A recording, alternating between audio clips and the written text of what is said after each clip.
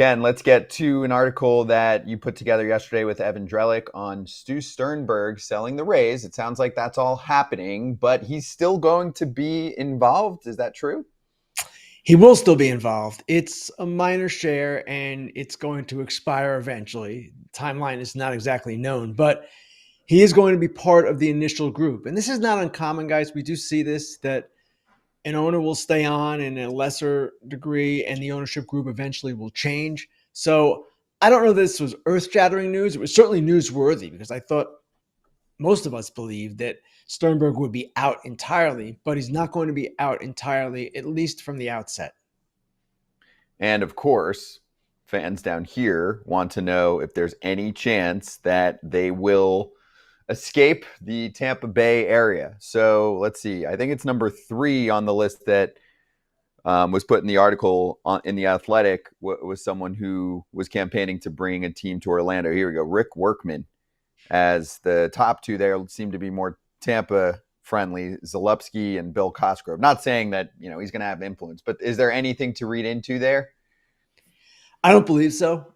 Major League Baseball wants this team in the Tampa Bay area. And though some people, AJ being one of them, think Orlando would be a great spot for them, and maybe it would be, it seems to me that MLB does not want to lose the Tampa Bay market, and that what this group's first order of business will be is finding a way to get a new ballpark built in Tampa. There are sites that are being considered.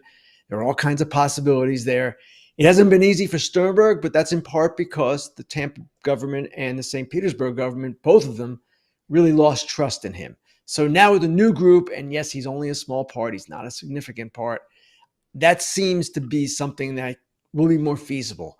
Now, might Orlando surface as a possibility if Tampa Bay doesn't happen? Yes, but I just don't see that really being a realistic thing. Article full of fun from, I think, the day before for fans of each of MLB's 15 flawed playoff contenders. Things could always be worse. So I want to start with the Blue Jays. The past couple of years, obviously, they have not come through this year. This is definitely a playoff team still in line to win the division. What would be the concern? The bullpen, without question, is the concern.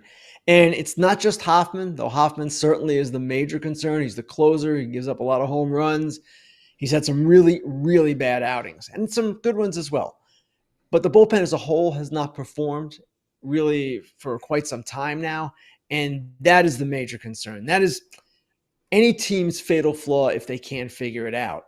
So the point of this article was merely to point out to fans of all these contenders, hey, you think you have it bad, and I see everybody whining on X. That's where I kind of look at things and see what fans are thinking.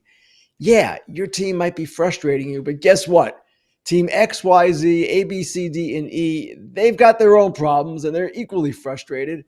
So take heart. It's not as bad as it might appear because other teams have problems too. All right, the Yankees.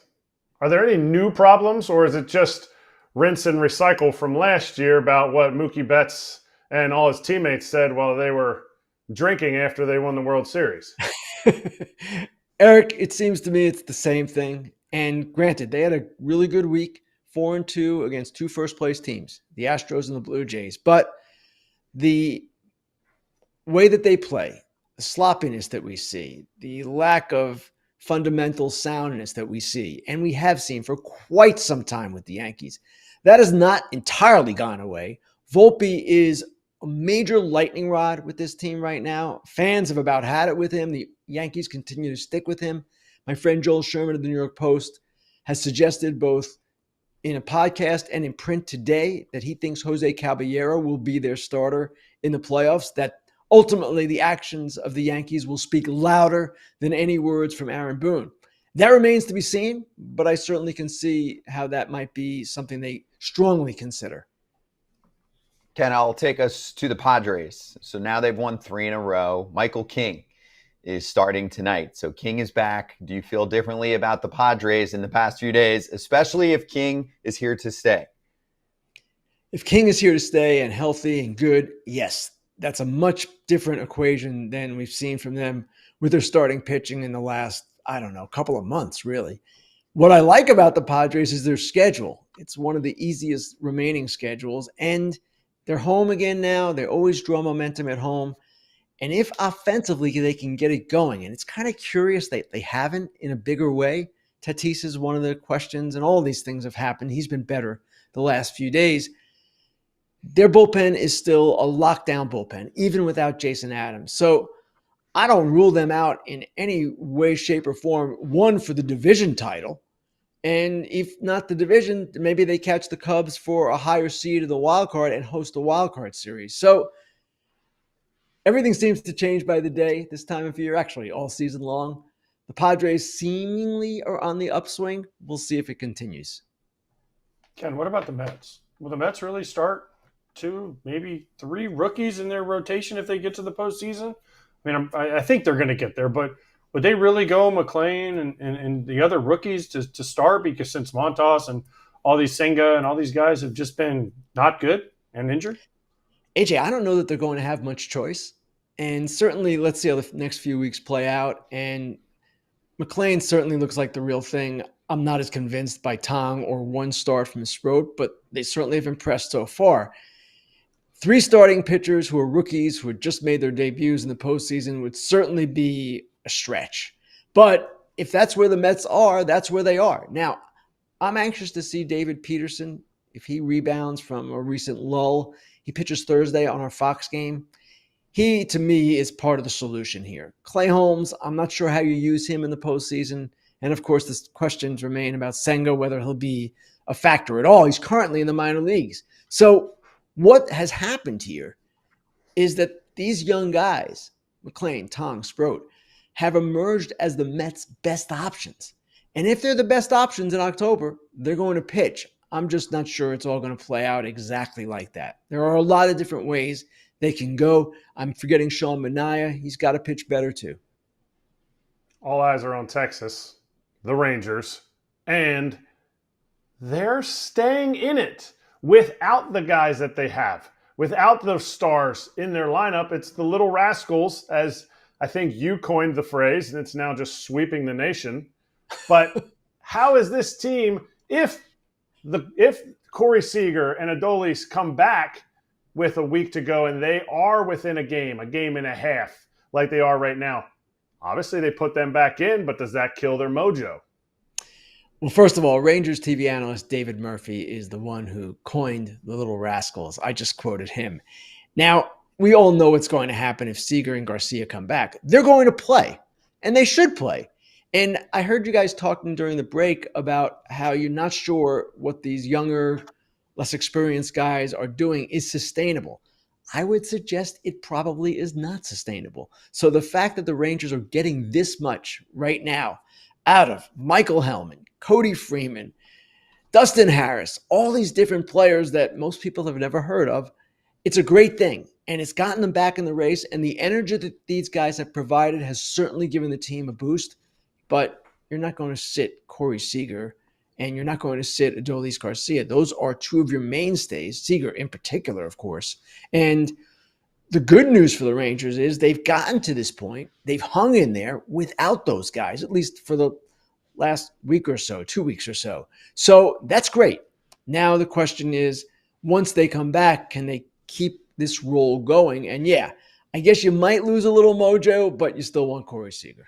We are longtime fans of Omaha Steaks, and I am drooling looking at the website right now, featuring USDA certified tender steaks, and also during their Red Hot Sale event going on right now this fall, 50% off site-wide at omahasteaks.com. Plus for the FT fam, an extra $35 off with promo code FOUL at checkout. You've been a big fan of Omaha Steaks since your early days as a pro.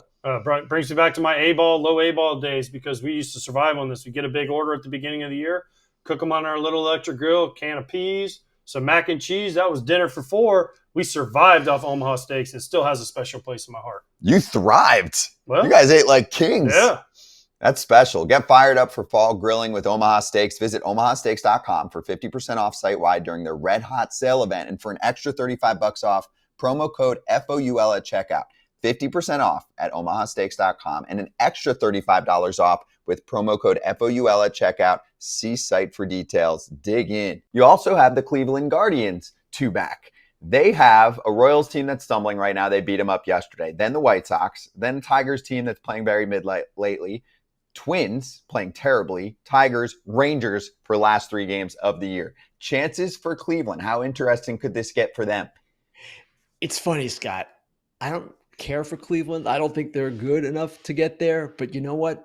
They keep hanging around, and they are a team that has some starting pitching, and certainly at times with Ramirez and Quan and everyone else, like last night, can put some numbers up. So I don't see it. I don't see the Royals either. To me, the one team with the best shot of catching Seattle is Texas, because Texas has outstanding pitching, even without Evaldi right now. But you know what? Hey, I can talk all I want. People like me can talk all we want. It's what happens on the field that matters. And if the Guardians do it, all power to them. Nice. Okay. Well, we'll see. That's decent looking schedule there. Let's stay in the American League Central and talk about a team that's not in, that frankly looks like the worst team lately in that division, the Twins. But the bright spot has been Byron Buxton. Ken, my question for you revolves around Buxton's incentives in his contract. I remember at the time when he signed that long-term extension, it was very tied to MVP voting, and not just winning it. It depends on where he places. I think from 6 to 10 on MVP voting, if he finishes in that spot, he gets $3 million. What do you think of this incentive? I don't think there's anyone else in the league that has it this tied to MVP voting. And are you okay with it on the writer's side to be influencing this kind of money? I'm not in love with it. It's something I'm pretty uncomfortable with. Now, you can argue that this has always been the case. Our votes influence a lot of different incentives. Maybe this is a little bit more extreme, Scott, as you point out, but Hall of Fame votes too. A player who gets elected to the Hall of Fame can make money on the outside that he might not make otherwise. It's all part of it. Do I love it? No. And there are some newspapers that do not allow their writers to vote because they fear the conflict of interest. They fear the worst case example. And let's play this out. Byron Buxton needs X number of MVP votes, and he gives money to a few writers to put him 9th or 10th on the ballot. Now, this has never happened. I don't expect it ever will happen. It would be the highest breach of ethics imaginable on both sides, but that is the worst case scenario. So it's not cool. I don't like it. I don't also know how to get around it. Now, you could say, hey, we shouldn't vote at all on these awards, and that would end this. Yes, but that's part of the fun of the job. It's actually part of the responsibility that some of us get. And for the most part, 99.5% of this is cool. So that 0.5 is not cool, but at the same time, I'm not sure it's ever going to change either. Players have to put up the numbers. But a player who's affable and very connected, when Ken Rosenthal comes in, if Byron Buxton is like, whatever, then maybe your vote is a little swayed. I'm not saying, because you're human, and it's how writers and just people interact. It's hard to differentiate when somebody's being nice to get Ken Rosenthal's votes and when somebody's being genuine or isn't afraid of losing votes, and they won't say what they're supposed to say. Well, the one thing there, Eric, is that the way the game has evolved, with so much attention on statistics and advanced metrics, everything is in front of us.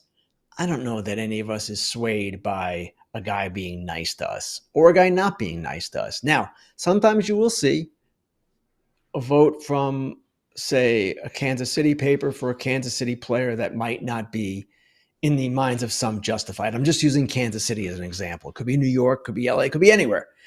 You'll see that. But often that is because that writer sees that player more than he sees anyone else and has a better appreciation for that player. Now, as far as the niceness thing and that idea, I will tell you this. Eddie Murray once threatened to sue me when I was in Baltimore. He didn't do that actually, but he threatened. I still voted him first ballot Hall of Fame. I don't care what guys think of me, whether they like me or not, or whether I like them or not. That's irrelevant. What's relevant is their performance. And I believe strongly that almost every writer feels the same way. It's not something where hey, man, I'll give you an interview and you give me a. No, it's not happening. Oh, I didn't know about the Eddie Murray part. That might be a inside dish for another day. It never went anywhere. He threatened. Yeah. I wrote some stuff, and it is what it is. Not the first time I've had a Like what problem you with a said. player. It won't be the last. I mean, just it's part of it.